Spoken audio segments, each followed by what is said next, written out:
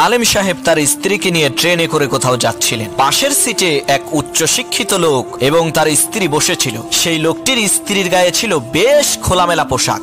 একসময় ওই উচ্চশিক্ষিত লোকটি আলেম সাহেবকে শুনিয়ে বলতে লাগলো, মোল্লারা তাদের নিজেদের বউকে আবদ্ধ করে রাখে, তাদের কোনো স্বাধীনতা নাই। তখন সেই আলেম সাহেব বললেন, ভাই আপনার ওই ব্যাগের মধ্যে আছে কি? লোকটি বলল, কেন? এতে আমার মহামূল্যবান জিনিসপত্র রয়েছে। আলেম সাহেব বলল, আপনি এগুলো ব্যাগের ভিতরে রেখেছেন কেন? লোকটি বলল, চোর এবং খারাপ লোকদের হাত থেকে বাঁচতে লুকিয়ে রেখেছি। তখন আলেম সাহেব বললেন, আমি আমার বউকে এভাবেই যত্নে লুকিয়ে রেখেছি যাতে তার দিকে কোনো খারাপ মানুষের নজর না পড়ে, কারণ আমার কাছে আমার স্ত্রী টাকা পয়সার চাইতেও বেশি মূল্যবান, আর আপনার কাছে আপনার স্ত্রী ধন সম্পদের চাইতে মূল্যবান নয়। তাই তো আপনি আপনার টাকা পয়সা যত্নে লুকিয়ে রেখেছেন আর স্ত্রীকে রেখেছেন খোলামেলা। এই কথা শুনে লজ্জায় লোকটির মাথা নিচু হয়ে গেল।